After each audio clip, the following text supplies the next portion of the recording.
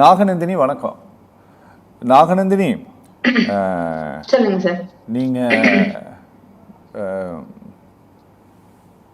பழனி ஆண்டவர் கோயில்ல நீங்க இத்தனை கோடியில கோயில் பணத்தை எடுத்து சில பணிகள் செஞ்சாங்க அப்படின்னு சொல்லிட்டு அடுத்து பொதுவாக ஒரு சார்ஜை வச்சாரு திரு இபிஎஸ். அவர்கிட்ட சத்தியமா அப்படி ஒரு குற்றச்சாட்டை நான் எதிர்பார்க்கல. அவர் நிறைய இந்த அரசாங்கத்தை பத்தி சொல்லலாம். ஆனா கோயில் நகைகளை எல்லாம் உருக்கிட்டாங்க, யாருக்குமே தெரியாம உருக்கிட்டாங்க, எவ்வளவு உருக்குனாங்கன்னே தெரியாது, அதுல எவ்வளவு ஆட்டையை போட்டாங்கன்னே தெரியாது, எல்லாத்தையும் அந்த ஆண்டவன் தான் இவங்களுக்கு பார்த்துக்கணும் அப்படிங்கிற மாதிரி எல்லாம் பேசுறாரு. இது கொஞ்சம் இது ஒரு எமோஷ்னலான ஒரு விஷயம் கோயில் நகை அப்படின்ட்டு வரும்போது. பட் அவர் இதுக்கு முன்னால இதை பத்தி பேசியிருக்காரான்ட்டு எனக்கு தெரியல, நிச்சயமா எனக்கு ஞாபகம் இல்லை சட்டமன்றத்தில் அவர் எதுவும் பேசினாரான்னு சொல்லிட்டு. பட் கவர்மெண்ட் தெளிவாக சொல்லி இருக்கிறது இப்படிதான், இதுதான் இதனுடைய ப்ரொசீஜர். அறநிலையத்துறை சட்டம் 41 பிரிவு 45 ஏதோ ஒரு செக்ஷன் படி தான் இதை பண்றோம்னு சொல்லிட்டு அப்போ அறநிலையத்துறையினுடைய கமிஷனராக இருந்தவர் திரு குமரகுருபரன் இன்னைக்கு சென்னை கார்பரேஷனோட கமிஷனராக இருக்காரு. அவர் இருக்கும்போது இது பண்ணினாங்க, இது நடைமுறைக்கு வந்தது. நீங்க இதுக்கு ஏதாவது பதில் சொல்ல விரும்புறீங்களா நீங்க இந்த இபிஎஸ் குற்றச்சாட்டுக்கு? சரி சார், வணக்கம் சார். பதில் சொல்றதுக்கு முன்னாடி ஒரு விஷயம், எங்க ஊர் பக்கம் ஒரு வார்த்தை ரொம்ப ஃபேமஸா சொல்லுவாங்க. என்னன்னா, இந்த வெள்ள சாயம் விழுத்து போச்சு டும் டும் டும் டும், நிறைய வேஷம் களைஞ்சு போச்சு டும் டும் டும்னு சொல்லுவாங்க. ஏன் நான் இதை சொல்றேன்னா சார், இவர் சட்டசபையில மட்டும் தான் பேசல. நீங்க சொன்னீங்கல்ல, இதுக்கு முன்னாடி எடப்பாடி அவர்கள் எங்காச்சும் பேசினாங்களான்னு தெரியல அப்படின்னு சொன்னீங்களா, கோயம்புத்தூர்ல பேசினாங்க சார்.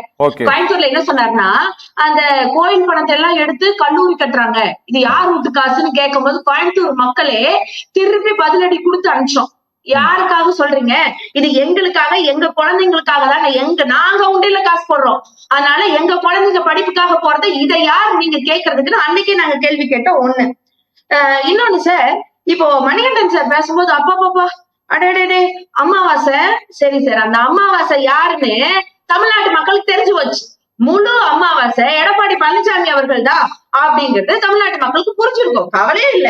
இல்ல, நீங்க ஆப்போசிட்ல இருக்கவங்களே நாங்களே இந்துக்களே இல்ல அப்படின்னு சொல்லி நினைச்சு நீங்க பேசிட்டு இருக்கீங்களா? இல்ல, என்ன ஒரு தரப்புல இந்த வாதத்தை நீங்க வைக்கிறீங்கன்னு எனக்கு புரியலையே. என்னவோ நீங்க இல்ல சார், நான் ஓப்பனா ஒரு கொஸ்டின் கேட்கிறேன் சார் நெறியாளர் கிட்ட. இவங்க என்ன சார், இவங்கதான் சாமிக்கு அத்தாரிட்டியா? இல்ல, நாங்க திமுக எத்தனை இந்துக்கள் இருக்கோமே, நாங்கெல்லாம் எங்க சாமி கும்பிடுறது இல்லையா?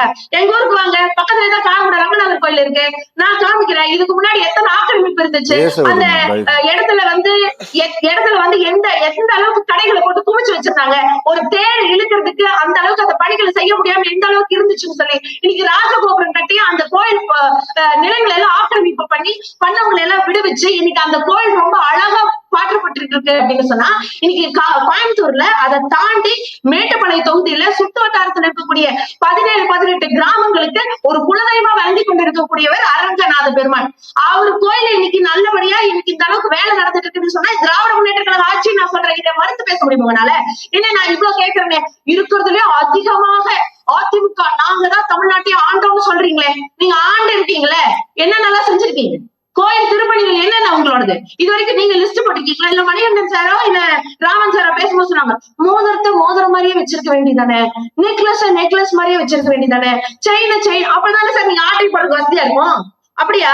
சாமி பேரை சொல்லிதான் இவ்வளவு நாள் பண்ணீங்க. கிட்டத்தட்ட 17,450 அதாவது பேச்சு மேல நடவடிக்கை எடுக்கப்பட்டு 4 வருஷத்துக்குள்ள 5,812 ஆக்கிரமிப்பு நிலங்கள், அதாவது ஏக்கர் நிலங்களை மீட்டெடுத்த திராவிட முன்னேற்ற கழக ஆட்சி.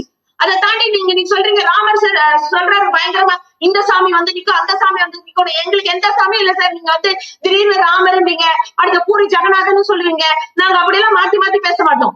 திருப்பரங்குன்றத்தை இங்க கரெக்டா கொண்டு நீங்க நிறுத்துறீங்கல்ல, நீங்க நிறுத்தும் போதே தெரியல உங்களோட காவி சாயத்தை எந்த அளவுக்கு பூசணும்னு நீங்க ட்ரை பண்றீங்கன்னு எங்களுக்கு புரியாம இருக்குமா? ஏங்க இன்னைக்கு இருங்க சார், இன்னைக்கு அறுபடை வீடுக்கும் புனரமைப்பு பண்ணி கும்பாபிஷேகம் குடமுழுக்கு நடத்தி இருக்கும். இது எப்படி நடந்துச்சு? இது எல்லாம் யார் ஆட்சியில நடந்துச்சு? உங்க ஆட்சியில நடந்துச்சு, எங்க ஆட்சியில தான் நடந்துச்சு. இன்னைக்கு தட்டச்சி மணியாச்சி அப்படிங்கிற சிறு கோயில்கள் சொல்லக்கூடிய அந்த கோயில்களுக்கு கிட்டத்தட்ட ஆயிரக்கணக்கான பணி ஊழியர்களை நியமிச்சிருக்கு. இது எந்த ஆட்சியில நடந்துச்சு? திராவிட முன்னேற்ற கழக ஆட்சி. நீங்க பேசும்போது அவங்க அமைதியா இருந்தாங்க, அவங்க பேசும்போது அமைதியா இருங்க, நோட் பண்ணிக்கங்க, அப்புறம் பேசுங்க.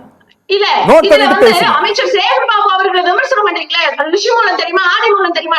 ஏன் உங்க யோகி பாபு அவர்களோட ரிஷிமூலம் ஆதிமூலம் எடுத்து பார்க்கலாமா? எடப்பாடி பழனிசாமி அவர்களுடைய ரிஷிமூலம் ஆதிமூலம் எடுத்து பார்க்கலாமா? அதைத்தான் சொல்லிட்டே இருக்காங்களே அம்மையார் சசிகலா அவர்கள் போட்டு வெளிச்சம் போட்டு டிவில போட்டுட்டு இருக்காங்களே. இதெல்லாம் பேசலாமா சார்? எனக்கு ஒண்ணு புரியல. இன்னைக்கு நாட்டுல எவ்வளவு பிரச்சனை இருக்கு.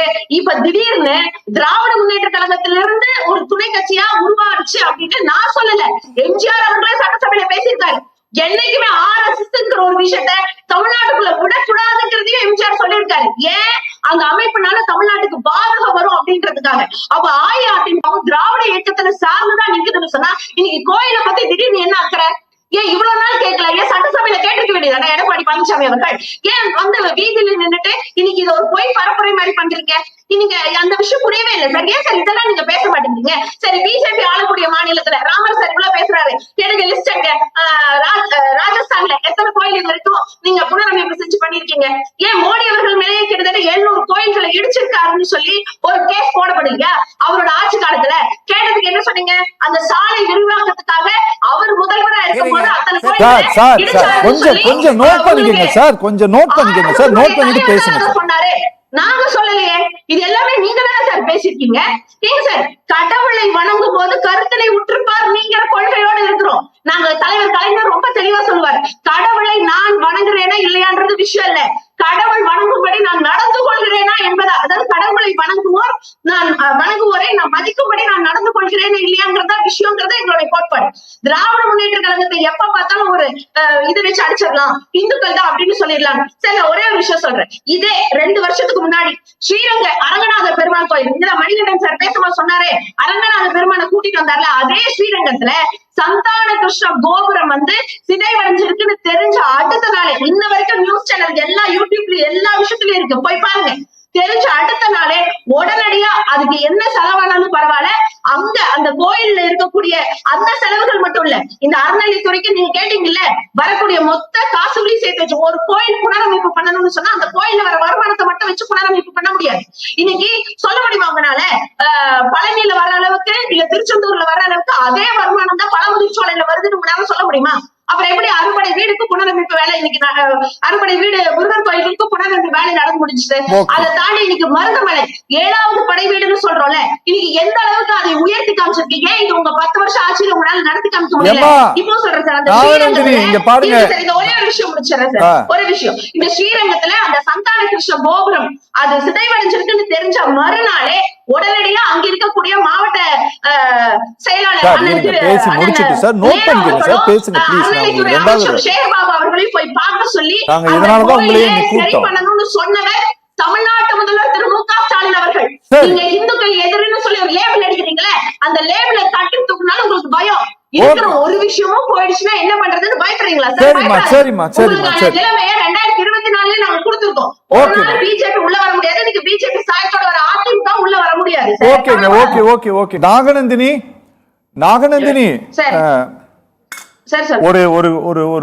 ஒரு குற்றச்சாட்டை சொல்லும் போது சொல்றது யாரு அப்படிங்கிறது ரொம்ப முக்கியம்.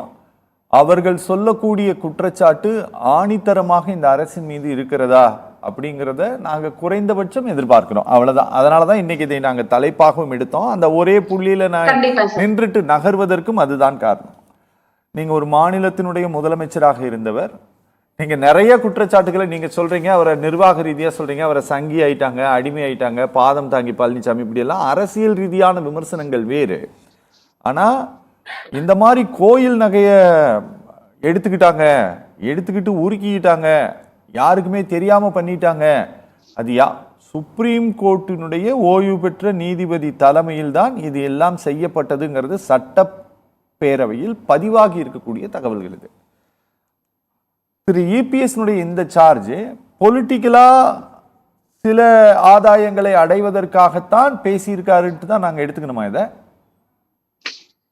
அப்படின்னா இருங்க சார், அதுக்கு ஒரே ஒரு விளக்கத்தை கொடுத்துட்டு அந்த விஷயத்துக்கு வரேன் சார். ஆ. இப்போ மணிகண்டன் சார், ராமர் சார் எல்லாம் நகையை பத்தி பேசினது என்ன வெளிப்படைத்தன்மை இருக்குன்னு தெரியல. நான் ஒரு டேட்டா மட்டும் சொல்றேன் சார். Please. 31/3/2025 வரைக்கும் சரிங்களா, கிட்டத்தட்ட 10,123,123.488 கிராம் தங்க முதலீடுகள் செய்யப்பட்டிருக்கு. இதனால 17.81 கோடி ரூபாய் வட்டி வருமானம் பெறப்பட்டு அதன் மூலமாக இந்து அறநிலைத்துறை பல கோயில்களுக்கு, அதாவது தமிழ்நாட்டில் இருக்க கோயில்களுக்கு அந்த புனரமைப்பு பணிகள்லாம் இன்ன வரைக்கும் செய்துட்டு வந்துட்டு இருக்கோம். இது அரசு சொன்ன டேட்டா சரிங்களா சார். இது வரைக்கும் தமிழ்நாடு திமுக ஆட்சியில, அதாவது 8,423 கோடி ரூபாய் மதிப்பிலான கிட்டத்தட்ட 8,106 ஏக்கர் கோயில் நிலங்கள் மீட்டெடுக்கப்பட்டிருக்கு சரிங்களா சார். இது வரைக்கும் இந்த 4.5 ஆண்டு, கிட்டத்தட்ட 5 ஆண்டு முடிய போகுது. 4,000 கோயில்களுக்கு மேற்பட்டு நாங்க குடமுழக்கு செஞ்சிருக்கோங்கிறது. திராவிட முன்னேற்ற கழகம் யார் இந்த கோட் அடிக்கிறாங்களோ, திமுகனா இந்துக்களுக்கு எதிரானதுன்னு கோட் அடிக்கிறாங்கல்ல, ஆனா இந்த ஆட்சி, இந்த திராவிட முன்னேற்ற கழக ஆட்சி, தலைவர் மு.க. ஸ்டாலின் அவர்கள் தலைமையிலான ஆட்சி நாங்க செஞ்ச சாதனைன்னு ஓப்பனா ஸ்டேட்மெண்ட் கொடுக்குறோம் சார். நான் சேலஞ்ச் பண்றேன் சார். இன்னும் நான் வீடியோ எடுத்து காமிக்கிறேன் சார். ஒரு கோயிலையும், பழனியாண்டவர் கோயில் ஆகட்டும், இல்ல மாசாணியம்மன் கோயில் ஆகட்டும், இல்ல பண்ணாரி கோயில் ஆகட்டும், அதுக்கு மேல சமயபுரம் கோயில் ஆகட்டும், இந்த இடத்துல எல்லாம் எப்படி ஒரு நகைகளை எடுக்கிறாங்க, யார் யார் முன்னிலையில எடுக்கிறாங்க. இது வெறும் கேமரா மட்டும் பிக்ஸ் பண்ணல, அங்க நியூஸ் சேனல்ஸும் போய் நின்று அதன் மூலமாக ஓய்வு பெற்ற நீதிபதி, அந்த அறங்காவலர் குழு தலைவர்கள் எல்லாத்து முன்னிலையில தானே சார் அந்த நிகழ்ச்சி நடக்குது. அந்த தங்கங்கள் எடுக்கிறது, அதை உருக்கிறது, கொண்டு போறது, அந்த பேங்க் ஆபீஸ்ல இருந்து எல்லாரும் இருக்காங்க. ஏன் இதெல்லாம் இவங்களுக்கு கண்ணு தெரியல? எடப்பாடி பழனிசாமி அவர்களுக்கும் ஏன் கண்ணு தெரியல? நான் ஒரு விஷயம் கேட்கிறேன் சார். இன்னொன்னு நீங்க கேட்டீங்கல்ல, இவங்க அரசியலுக்காக இதை செய்யறாங்களா? முழுக்க இது வேற வழியே இல்லாம அரசியலுக்காக தான் சார் திரு பழனிசாமி அவர்கள் இதை முன்னெடுத்து வச்சிருக்காங்க. இதுதான் உண்மை. இது வரைக்கும் நீங்க வரலாறு அரசியல் இல்லையா? திமுக தண்டி யாத்திரை, இந்து யாத்திரை நடத்துறீங்க சொல்லுங்க.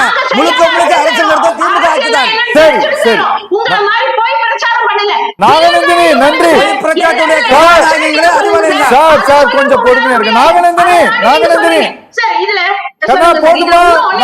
நான் கோடாங்கிட்ட போறேன். ஒண்ணே மட்டும் சொல்லிடுறேன். இப்போ மணிகண்டன் சார் பேசினாரு, நீங்க எல்லாம் என்ன மாநில சுயாட்சியை தாங்கினீங்க சார். இன்னைக்கு சொல்றேன், கிட்டத்தட்ட அறிஞர் அண்ணா சொன்னாரு, இருமொழி கொள்கை அது இருக்கிற வரைக்கும் அண்ணாதுரை தான் இந்த நாட்டை ஆழ்வார்கள். இன்ன வரைக்கும் இருமொழி கொள்கை இருக்கிறதுனால மட்டும்தான் தமிழ்நாடு தலை சிறந்த ஒரு மாநிலமா இந்தியாவிலே இருக்கு. தமிழ்நாடு ஊழல் மாநிலம், ஊழலுக்கென்று ஒரு சர்வாமைக்கப்பட்ட ஊழல் நிறைந்த மாநிலத்தை அந்த ஆட்சி மக்கள் வாழ முடியவில்லை. விலைவாசி உயர்வு.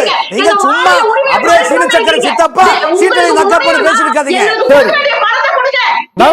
நிதியை வாங்கிட்டு வடக்கு வாழ்றதே இன்னைக்கு தெற்கு கொடுக்கிற நிதியினாலதான் இது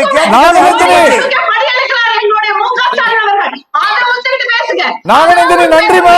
நாகநந்தினி நன்றி. கோடாங்கி அப்ரஹாம் சார், படிக்கிறதுக்கான காசு கூட கொடுக்க முடியல. கோடாங்கி அப்ரஹாம் சார், பழனிசாமி அவர்களுக்கு திராணி இருக்கா? சரிம்மா, சரி.